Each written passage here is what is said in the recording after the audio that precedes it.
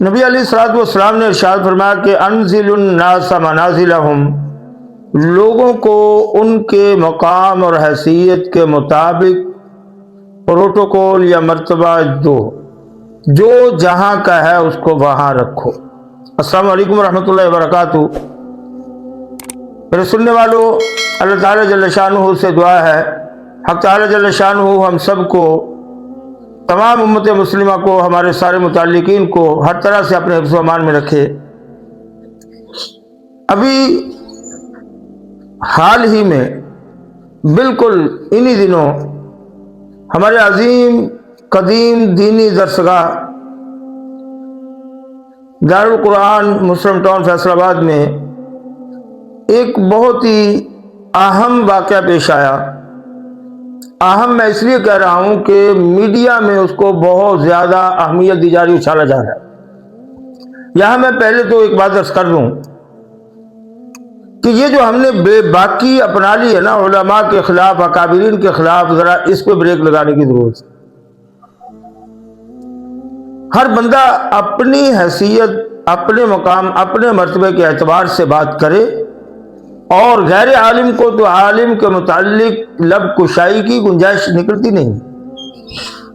ایک بات تو یہ ذہن میں رکھنی، معاملہ بہت آسان تھا،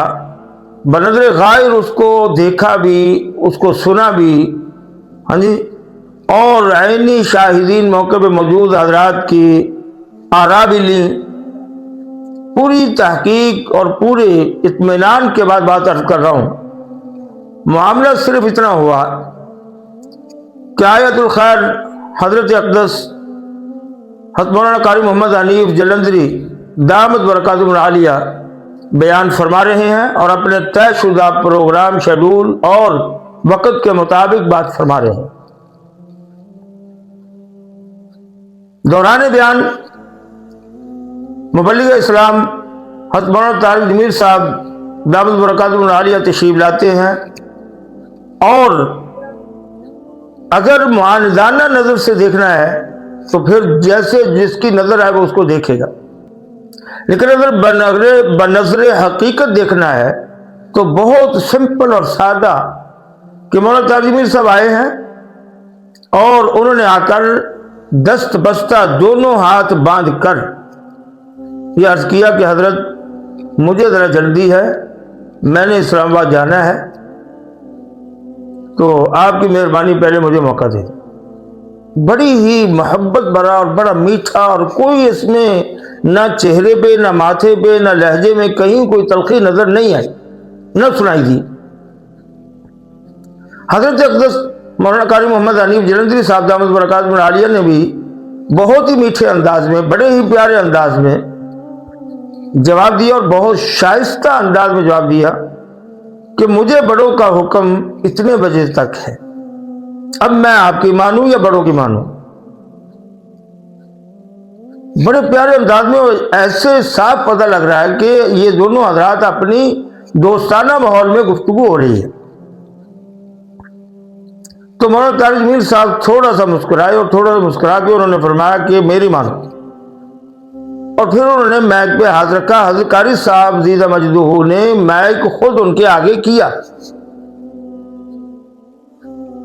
اور جاتے ہوئے پھر اس بات کو میڈیا پہ نہیں لایا جا رہا، جاتے ہوئے مولانا طارق جمیل صاحب پھر معذرت کر کے جا رہے ہیں، اور حضرت قاری صاحب ان سے باقاعدہ معانقہ فرما رہے ہیں۔ حیرانگی کی بات ہے، اتنی سی بات ہے، اگر کچھ بے تکلفی میں یا کسی عذر کی بنا پہ اگر ایسا یہ ہو گیا ہے تو اس کو کیوں اتنا ہوا بنایا جا رہا ہے، اور کیوں اس کو اتنا اڑایا جا رہا ہے، اور کیوں اس کو اتنا اچھالا جا رہا ہے، کیوں رائی کا پہاڑ بنایا جا رہا ہے، کیوں پانی میں مدانی ڈالی ہوئی ہے؟ اللہ کے بندو، مجھے آپ کو اس سے ملنا کیا ہے؟ حال بتا، سابقہ تجربات کی روشنی میں یا مشاہدات کہہ لیں، مشاہدات کی روشنی میں ایک رائے ہے میری، اگر میرے اکابرین اس پہ غور فرما لیں تو وہ مجھ سے بہتر سمجھتے ہیں، یہ قابل اعتماد ہو تو اس پہ غور فرما لیا جائے، اگر قابل اعتماد نہیں ہے تو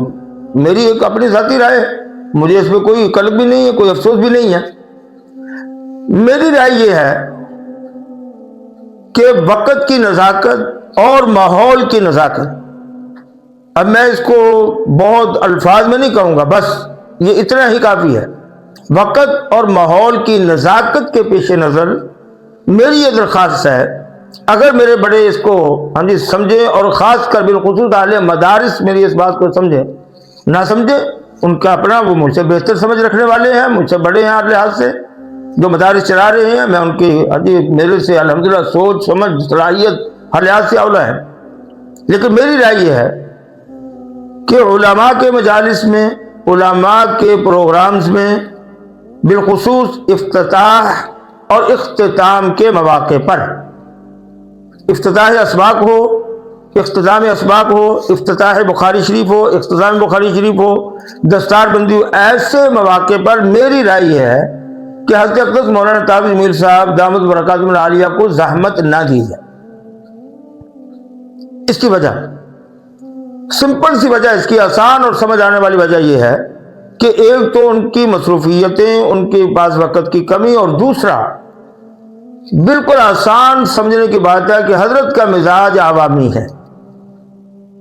حضرت کو عوام میں رکھا جائے، عوام میں مواقع دیے جائیں۔ حضرت مولانا تاج میر صاحب کا مزاج عوامی ہے، ان کو عوام میں موقع دیا جائے، عوام میں ان کو رکھا جائے، خواص میں اور ایسی مخصوص مجالس میں حضرت کو زحمت ہی نہ دی جائے، معاملہ ختم ہو گیا۔ وہ پنجابی کہندے نہ رہے بانس نہ بجے بانسری، بھائی جھگڑوں میں پڑھنے کیوں ہیں بھائی؟ ہم نے جو ہے وہ کسی کی تنقید تحقیق کرنی کیوں ہے بھائی؟ اپنے اعمال کو خراب کرنا کیوں ہے بھائی؟ اپنے نامہ اعمال کے اندر سیاہی کیوں بھرنی ہے بھائی؟ بچیں اس سے، اور خدا کے لیے اجتناب کریں، ہر ایک لب کشائی نہ کرے، ہر ایک جو ہے وہ مصنف اور وہ ادیب نہ بن جائے، ہر ایک جو ہے وہ اپنی آراء جو ہے وہ لے کے نہ بیٹھ جائے۔ جو کچھ بھی ہوا ہے بہت نارمل ہوا ہے، اس کو اتنا بڑھانے چڑھانے کی ضرورت کوئی نہیں ہے، اس کو اتنا اچھالنے کی ضرورت کوئی نہیں ہے۔ پہلے بہت ٹوٹ رہے ہیں، پہلے بہت انتشار ہو رہا ہے، پہلے امت کے اندر افتراق ہے، خدا کے لیے امت پنے پہ آئیں، جوڑ کی باتیں کریں، جڑنے پہ آئیں۔ اللہ تعالیٰ جل شانہ ہم سب کا، ہمارے مدارس، ہمارے علماء مشائخ، ہمارے شیوخ، جو جتنے بھی سلوک و تصوف والے، اور جہاں بھی جس محاذ پہ جو بھی ہمارے کابرین محنت فرما رہے ہیں، اللہ تعالیٰ جل شانہ سب کی محنت و کاوشوں کو قبول بھی فرمائے۔ اللہ تعالیٰ جل شانہ میرے اکابرین کا، میرے مساجد، میرے مدارس، میرے علماء شیوخ کا محافظ، حامی و ناصر بھی ہو۔ اللہ تعالیٰ جل شانہ ہم سب کو صحیح رخ پہ، راہ راست پہ چلنے کی، سمجھنے کی توفیق عطا فرمائے۔ السلام علیکم ورحمۃ اللہ وبرکاتہ۔